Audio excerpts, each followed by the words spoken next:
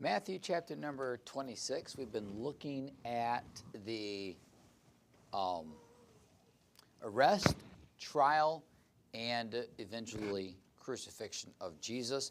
But today we do not have a long lesson, so I want to take some of my time in the beginning half and see if we can trace the steps of Jesus and kind of go over what we have learned so far collectively. So we'll start with the Lord's Supper, traditionally taking place at what time in the evening? 6:30, okay. 7, 8-ish is probably a little bit more accurate, but I mean, we're not far off from Jeff's like, well, if I was there, man, I'd have been 6:30. Okay, so let's see here. And Judas leaves, and where does he go when he leaves the supper? To the high priest's house, Caiaphas' house. Okay, how long typically would the Last Supper have taken? How long would that event been typically in a Jewish household?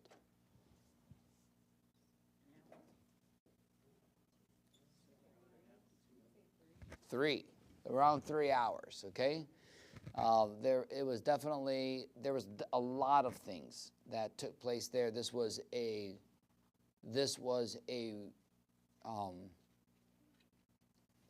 feast, one of the feasts that they were in. So it wasn't just a typical dinner, but there were several courses to it. It was very much I hate saying holiday, but that's exactly what it was in correlation to us. Okay, so this was a big event. Earlier in the day, what happened at Caiaphas' house before Judas left this evening? Earlier in the day, no later than the day before, Matthew 26, the earlier in the passage, it talks about it. What took place? They conspired to kill him. So Caiaphas had already met with several of the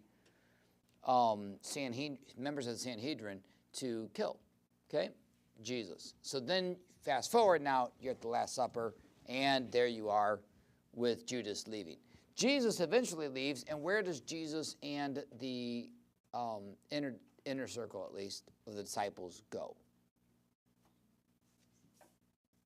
Jared? Okay, Karen? They go to the Mount of Olives, and where particularly on the Mount of Olives? Ella? The Garden of Gethsemane, and they are there. What valley did they have to cross to get there? Kidron Valley, the Kidron Valley. So now you got the scene. What time of day would it have been when they get to the Garden of Gethsemane? Around 11 o'clock-ish or so. Hence, it makes perfect sense for Peter to fall asleep in the Garden of Gethsemane. Okay? Any questions up to that point of events, turn of events? Okay, so then you get to the Garden of Gethsemane, and Judas is coming over with how many men? Hundreds, up to 600. A band of men was up to 600, and who would these men have been? What's that? The temple guard.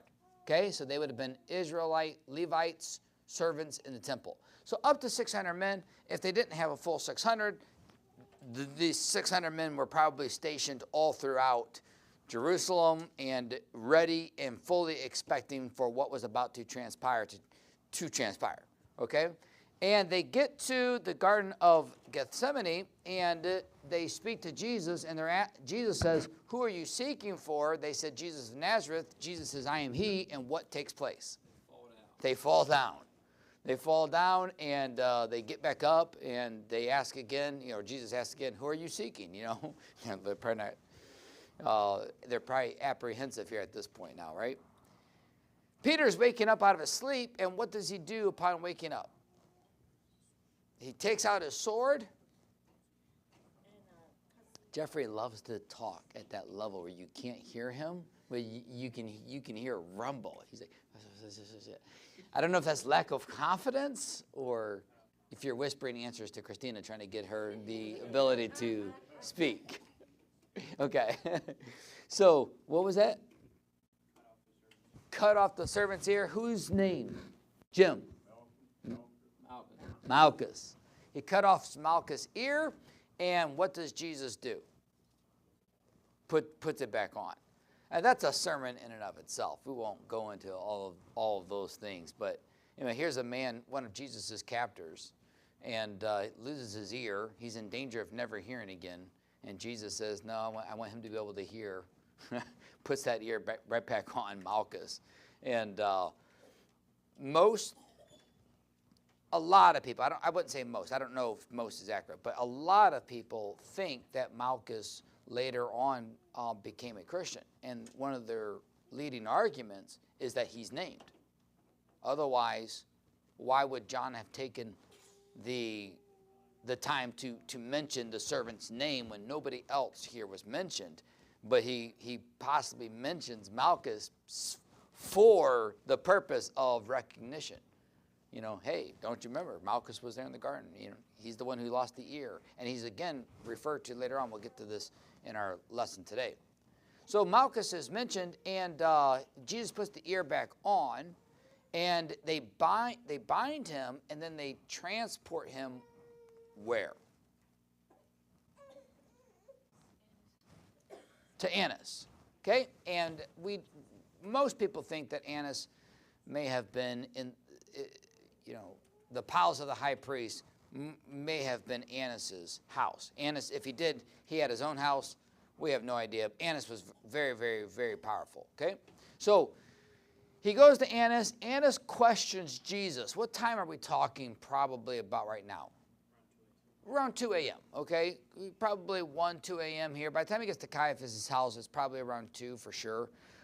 Annas, they question him on two things. Annas tries to get Jesus to speak early. Does anybody remember what two areas? Ella? D&D, the disciples and the doctrine. And what was Jesus' response to the questions about the disciples?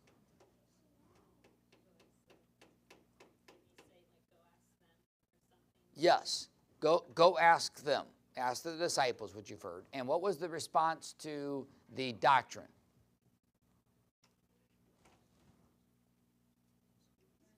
Ask the people. Ask the people. So there is no self-incrimination here by Jesus early. Annas knew it, and so Annas lets him go, and they bind him. Well, they keep him bound, and they take him to Caiaphas' house, but not before one of the servants do what to Jesus? They smite him, and they rebuke him for talking to the high priest this way, okay, or Annas at least. Okay, so they go to Caiaphas' house. Now we know we're probably around 2 a.m. or so. And who follows? Who follows? Peter follows, okay? And this house, this palace, and it was a palace. How many of you, did anybody?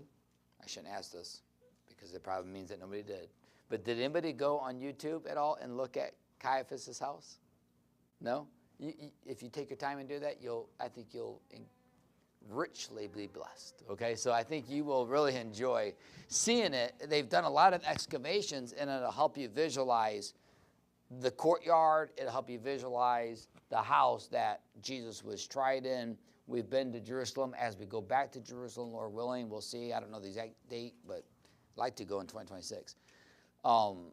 You can actually go to the house of Caiaphas, and you can actually walk in the very place where Jesus was that night. Okay? So you get to Caiaphas' house, and now this is where fireworks begin to unload, and this is where we've been parked, if you will, for the last several weeks. Because now you had to take a second or two, and you had to kind of talk about like all these different groups. You had the Sanhedrin, the Pharisees, the Sadducees, We didn't really get into the Herodians or the Zealots or the Essenes, but we definitely talked about these groups. Does anybody want to describe who the Sanhedrin was? What the Sanhedrin was? Jared? The top religious people. Okay. Jim? Kind of like the Supreme Court. And they did essentially have the top religious people in the Supreme Court. But I think the best way of saying it is the Supreme Court, okay, of Israel. And how many people comprise the Sanhedrin? 71 people. 71 people. And who was the Caesar of the Sanhedrin? Oh, he's naming names. So Gamaliel, the son of Hillel, and other people was. But what was the name? Okay, so the chief priest would have been, and most likely possibly was, the head of the Sanhedrin. However, there was a head of Sanhedrin if the chief priest was not it. Chief priest was it in areas of ecclesiastical things. So in other words, no matter if they had the top guy or not, if it involved a religious matter, the chief priest was the de facto head of the Sanhedrin. But what was the position? Ella? Nasi. Okay, remember the Nazis, right? Nazis, N-A-S-I. Nasi, Nasi, I don't know how to say it, okay, but the Nazis, okay? But that would have been the position if the high priest did not hold it, and it appears as though the high priest did hold it. In later years, it seems as though Hillel, Simon, and Gamaliel also would have been at least very, if not the Nazi, they were sitting close to the Nazi, because how did they sit inside the Sanhedrin? Ella? They sat highest to the lowest in which order? So what shape did they sit in? A U shape. And on the ends of the U were the highest or the lowest? The lowest. So the lowest ranking members would have been on the flanks, and the closer you got to the middle was how you ranked. So if Gamaliel was not the Nasi, he was sitting to the right hand or to the left, one of the two, okay? And that was the Sanhedrin. How many members had to be present for the Sanhedrin to be in session? There must be a minimum of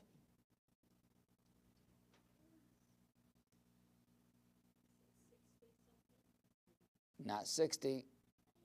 Ella? 23. 23 members had to be present. Okay? Now, that was the Sanhedrin. Anybody want to describe the Pharisees in your own terms? Kirsten? Oh, I thought you were raising your hand, just moving your hair. Sorry about that. All right. Christina?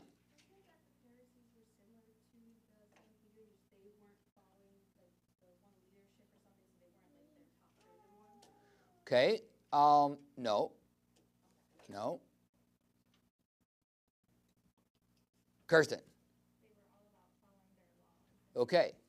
Yes. So they were in the Sanhedrin. Okay. They were members of the Sanhedrin, but they were all about following the law of Moses, and they were known for creating so many laws about the laws, making grievous the commands of God. So they would have been king of what institution, so to speak? Where did the Pharisees dominate? Where was their reign, so to speak? Not the tabernacles, but you're thinking of the same. You're thinking of the right thing. You're calling it the wrong thing. The synagogue. I could tell. You could tell that you were thinking the right thing. Okay. So the synagogues. Okay. They dominated the synagogues, but they had very, very, very little power, if any, inside the temple. Who dominated the temple? The Sadducees. And what major doctrinal error did the Sadducees have? They didn't believe the resurrection. Therefore, they were sad, you see. Okay? Hey, Dr. McNeely taught me something in my college days right there, man. What's that? What'd you say? Randy Love? Oh, maybe it was Randy Love, Pastor Love. Jeff? So when you say they didn't believe in the resurrection, that means just like doctrinally and like they didn't believe at all that the resurrection of the dead was going to happen. That's correct. It's correct. They did not believe in an afterlife. Okay? And they were a very powerful class in the Jewish day here. Okay? But they were at friction, at major odds with the Pharisees over that particular doctrine. And the Apostle Paul cracks me up because when he was, caught up by the Sanhedrin and they were going to condemn him to death and he recognized that there was great division with the group there, what did he say? I'm a Pharisee. And he got all the Pharisees to get behind him. Yeah, okay? And they protected his life. And so he knew how to work the system. All right, there's nothing wrong knowing how to work the system. Okay, so the Sadducees would have been in the temple. They would have, who were the chief priests? So Caiaphas, Annas were the high priests. Well, who were the chief priests? Indians.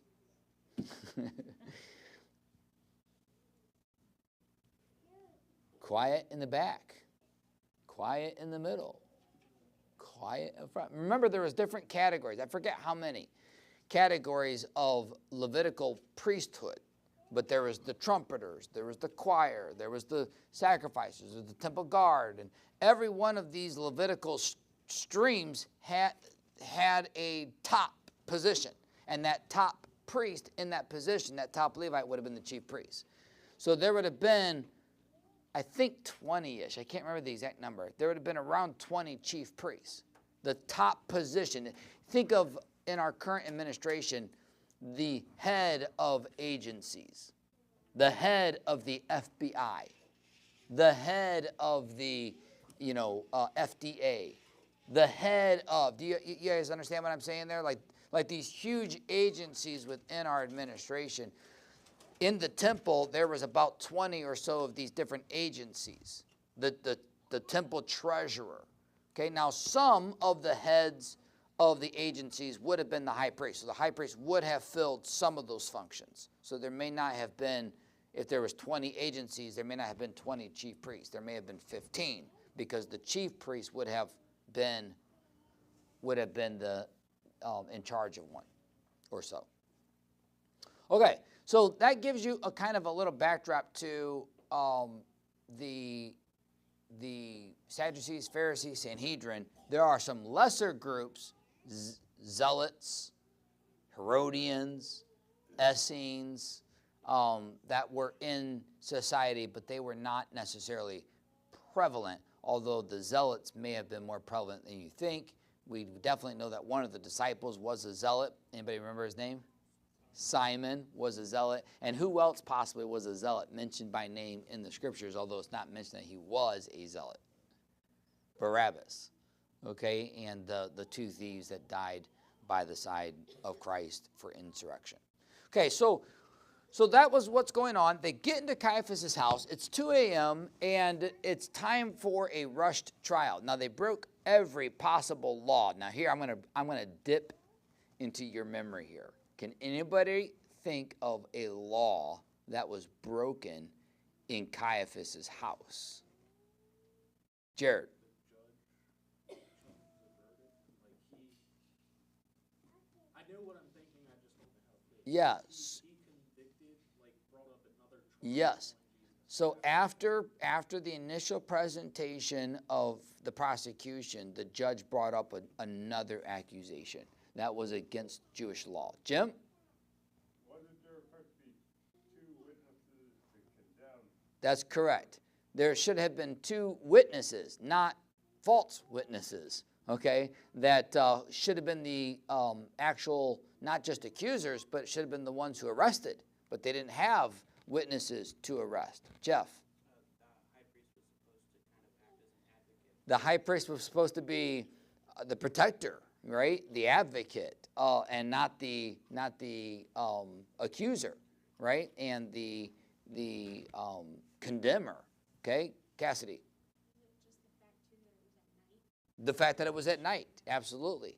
The trials for capital offenses could not be conducted after dark. Ella. She stole it right from her lips. Kirsten.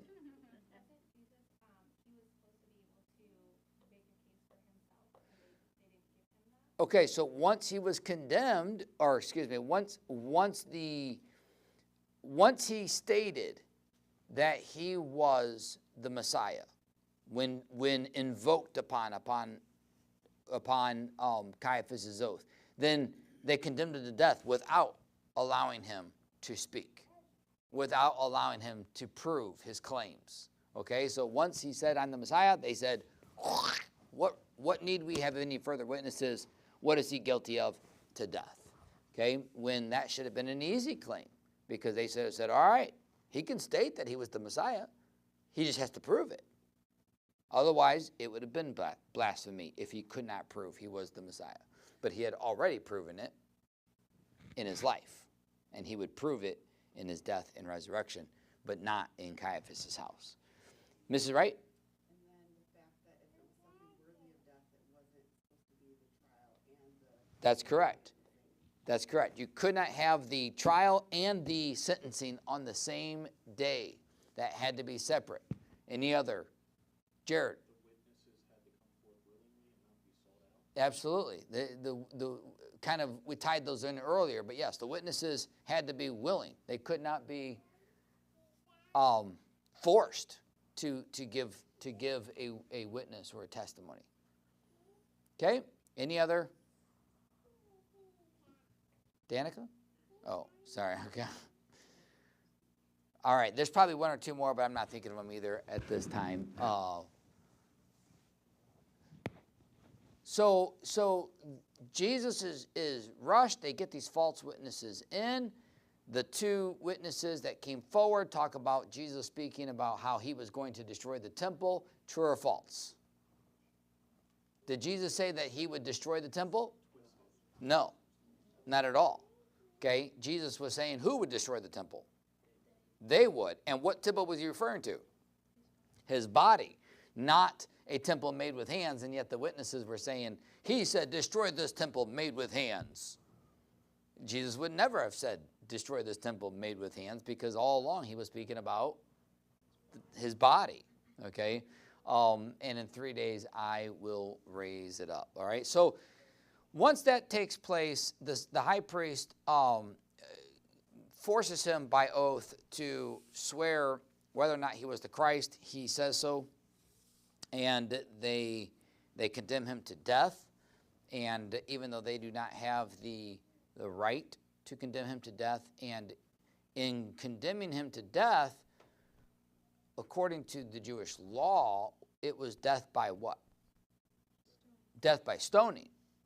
Okay, but they didn't have the power to stone him. And how would they have stoned him in those days?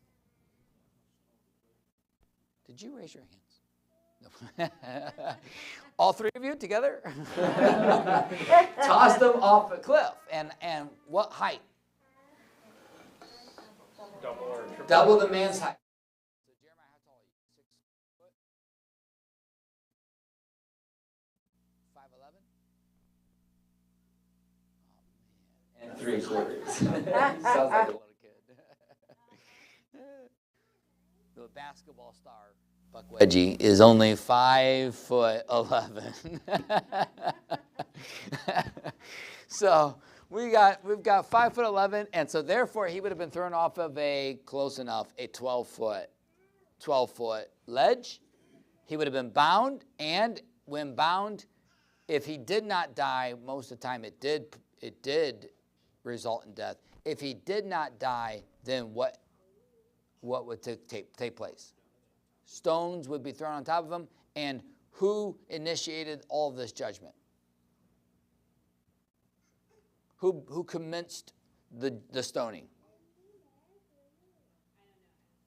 Okay. So the high priest would have done the sentencing.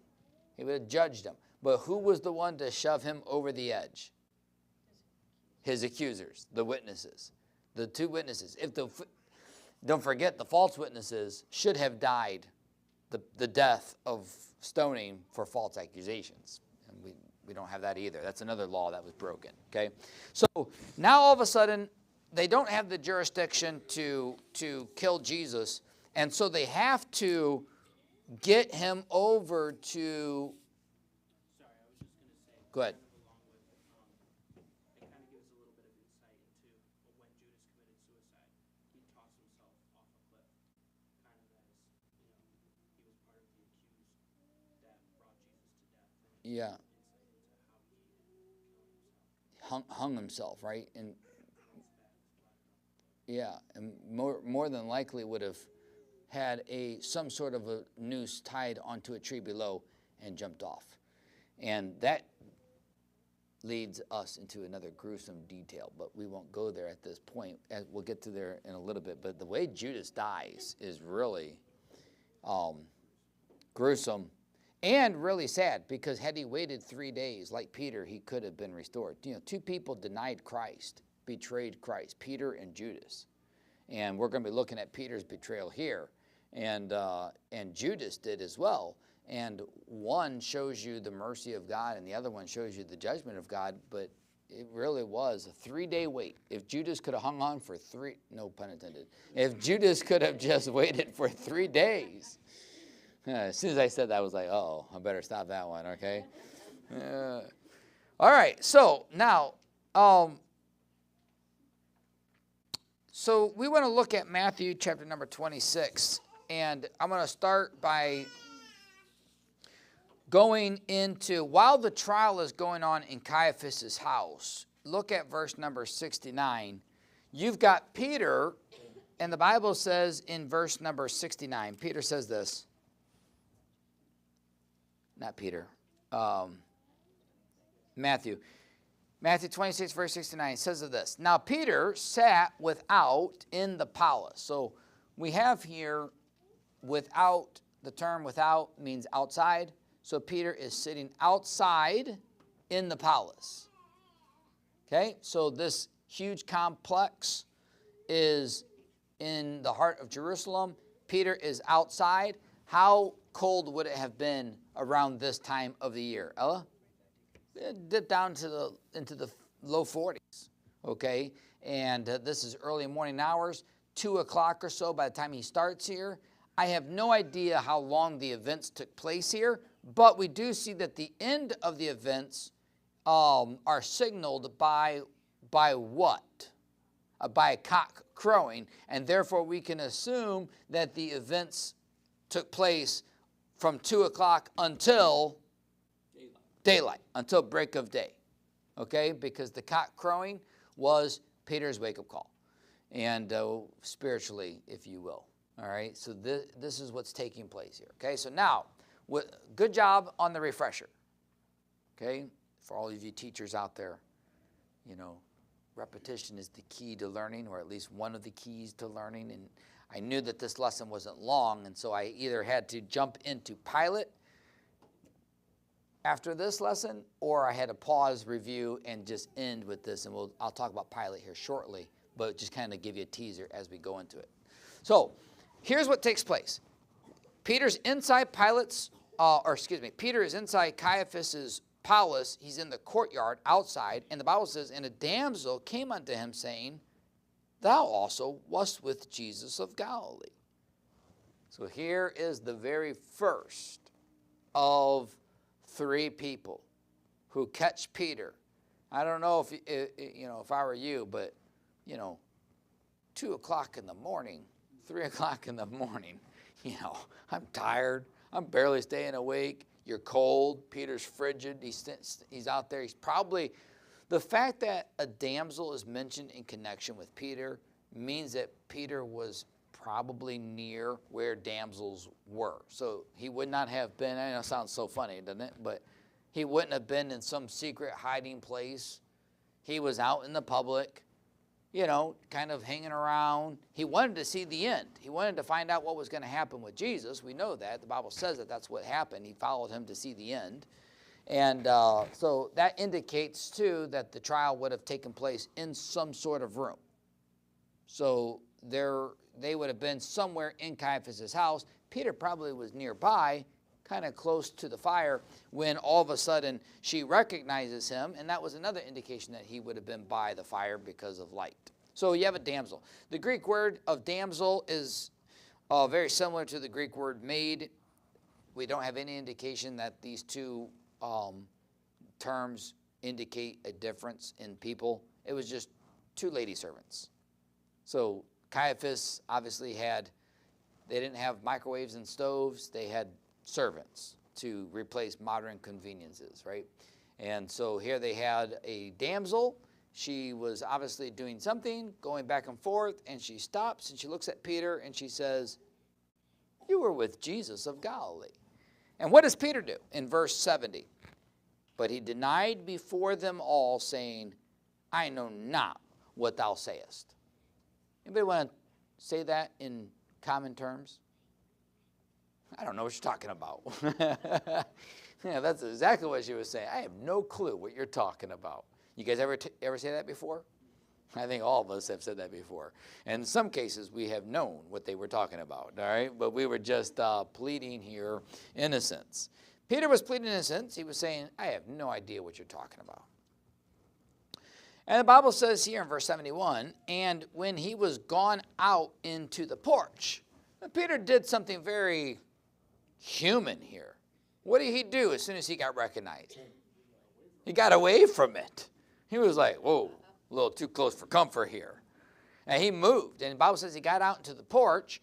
And obviously there would have been a lot of people here because he again is identified and pretty quickly by a different maid, which goes to show you that first of all, this does indicate that Jesus' disciples were not secret. I mean, if you got maids of the high priest and multiple maids of the high priest at 2, 3, 4 o'clock in the morning saying, you look familiar. You've been with Jesus. Goes to show you that Jesus' teaching was, as he said, out in the public, out in the open.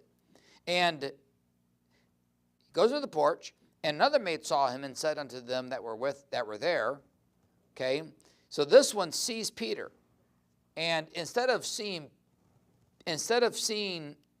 going straight to Peter, what does this maid do? She goes and she does the gossip chain.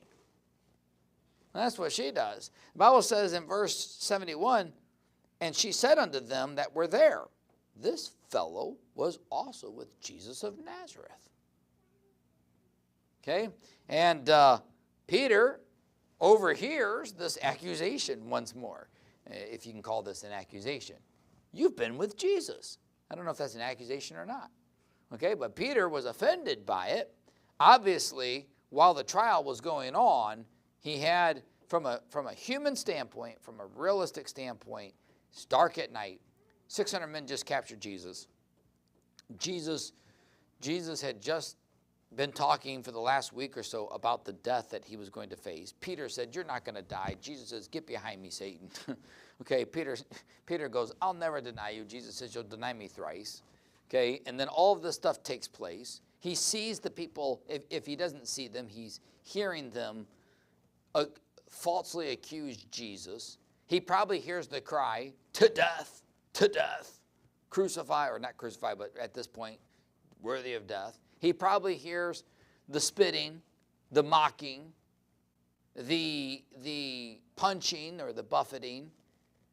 He hears, hey, thou Christ, if thou be the Son of God, tell me who smote you. And then all of a sudden this little maid comes up to Peter in the porch and looks at him and goes, guys, come here. That's Peter. He's been with Jesus. And Peter, in verse 72, again, he denied, this time though with an oath, I do not know the man. And oaths were very powerful in those days. It's not like our culture that says, I swear, even though that is an oath that you're given, even though if you don't recognize it or not. In that day, in that culture, oaths were very powerful things. And so Peter states, first of all, a lie, but then now, second of all, swears with an oath. I do not know the man. A second ago, Peter was like, thou art the Christ. Yeah, here he's like, I don't know the man. I don't know if he was just playing on words a little bit, trying to get himself out, like, thinking, he's God, But, I want to say I don't know the man. I don't know. It seems as though Peter was deathly afraid, as I would have been, and I could probably speak for all of us, right? I don't know the man. And the Bible says, and after a while came unto him they that stood by. So it appears as though maybe early on he was recognized, and then maybe he moved to the porch, and then he was recognized again, and then Peter kind of just got into the shadows. And this is after a while. In other words, there was probably some commotion taking place. And all of a sudden, a group of these people come, and it says, and after a while came unto him they that stood by, and said to Peter. So all of these people confront Peter. And they said, surely thou also art one of them, for thy speech bewrayeth thee. And so he's beginning to think, oh yeah, you guys think that I'm talking like, a Nazarene or a Galilean? Okay, how about this? And he puts out an explicative, right? He curses. He's already used an oath, and now he's doing the art of the Philistine. Cursing and denying. And swearing, saying, I know not the man, and immediately the cock crew. Interesting enough, if you turn quickly over to John chapter number 18 and verse number 26, this gives you the same account. The first accuser was a damsel. The second accuser was another maid as she talked to the people who are around her. But this last accuser, it says in Matthew's account that there was a group of people that confronted him. But if you get to John chapter number 18 in verse number 26, it highlights the one who actually spoke. And it says in John chapter number 18, verse number 26, one of the servants of the high priest, being his kinsman, whose ear Peter cut off, saith, did not I see thee in the garden with him? And so add this to the element of your story. Who is in the house of Caiaphas at this time looking at Peter with a finger at him?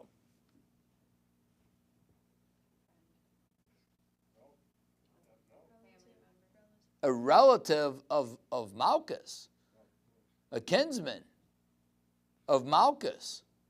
I don't know if this was a brother or a nephew or an uncle. So now this is an element that is really bad. Just a few hours ago, Peter had a sword with Malchus's blood on it from his ear, And Jesus says, he rebukes Peter, put that sword away, And whoosh, he sheathes his sword, and then puts Malchus's ear back on, and they separate Jesus. Peter leaves, and then all of a sudden Peter's in Caiaphas' courtyard, and here comes a relative of Malchus who was in the garden and watched Peter do that. And he's looking at Peter going, you were the one. Peter was like, you blankety blank, blank, blank, blank. I was not the one. I know not the man. I swear. I deny it. And here's a family member of Malchus, like, let me see your sword tip. I'm going to see if that DNA's on there, Like, hold up, man. I saw you in the garden. And Peter loses his cool, denies and swears and curses. It gives you a little bit more of a personal element when you see that fact. Why Peter would have lost his cool, why he would have sworn and denied. This was not just Peter like, oh yeah, my speech with thee, you don't blink, you blink. You know, that he swore and cursed. He swore and cursed because he was identified by a family member of the servant of the high priest whose ear he cut off in the garden, and he was pointing his finger saying, you were there tonight. I saw you. And immediately upon Peter's cursing, the Bible says that the cock crowed. Okay, I'm in the wrong passage in Matthew 26. I'm looking. I'm like, where's my verse at? Okay, it probably says it here in John 18 in verse number 27. All right, Peter then denied again, and immediately the cock crew. But in Matthew's account, Matthew 26,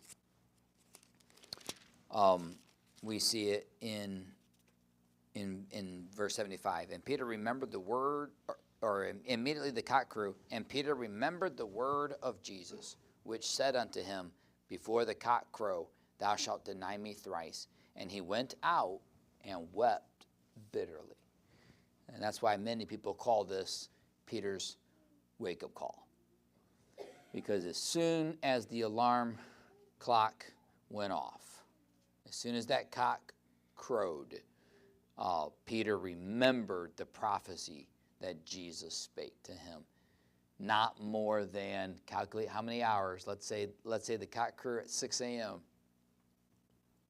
So 6 to midnight, that's 6 hours. 11 o'clock is right when he finished the Lord's Supper. 7 hours ago. And Jesus' words were fulfilled to a T. Interesting enough, the Roman soldiers would change their night watch at the time of the rooster's crow. So whenever the cock would crow, that was when all of the soldiers would change place. And the Jewish Sanhedrin would not begin court until after the morning sacrifices, which was 9 a.m. However, Pilate would begin his day at the cock's crow. And so the judgment hall was open for business. They generally started right around 6, 7 o'clock for Pilate to get all of his business done. And so what happens immediately in chapter 27 and verse number 1 says, when the morning was come, all the chief priests and elders of the people took counsel against Jesus to put him to death. And when they had bound him, they led him away and delivered him to Pontius Pilate, the governor.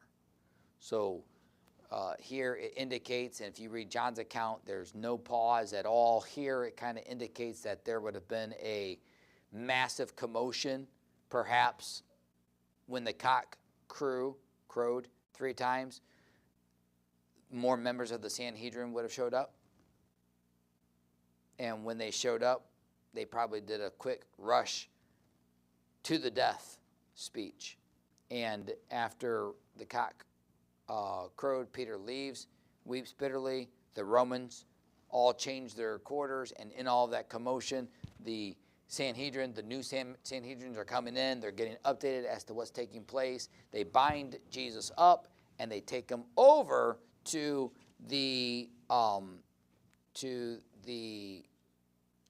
Pontius Pilate, the governor. If you notice on your map, it's a little bit to the west over there. They believe that it would have taken place in the palace of Herod the Great, where the Praetorium was. Praetorium was the guard. It would have been the emperor's guard.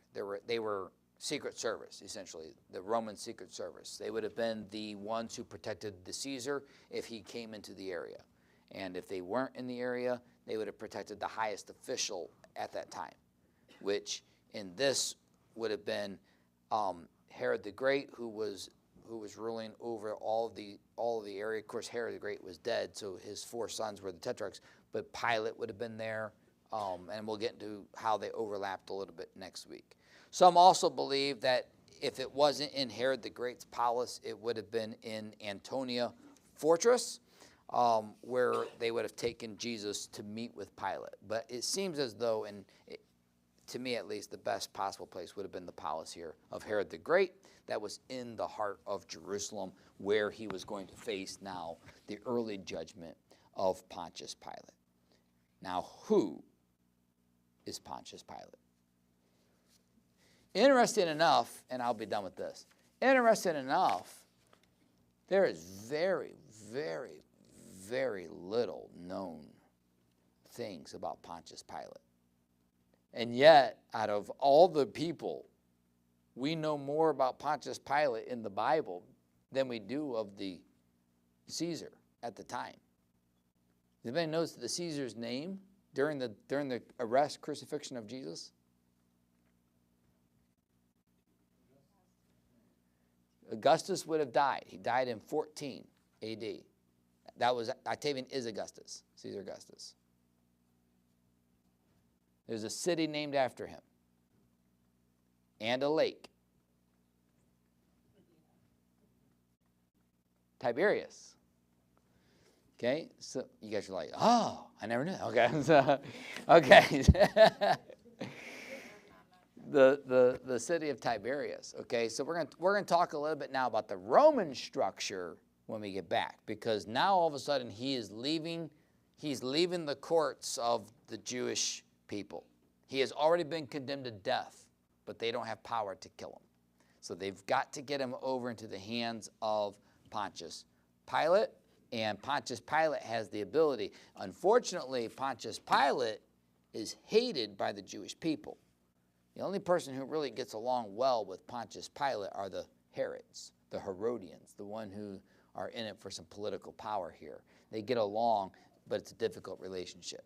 We do have some sources that tell us a little bit about Pontius Pilate, but what we do know is very, very, very, very scarce. Okay, so that is what takes place now, and I pray that this is a blessing to you. Any final comments, questions, or considerations? Jeremiah. So, thinking structurally went through all of them, thinking the Sons of Thunder,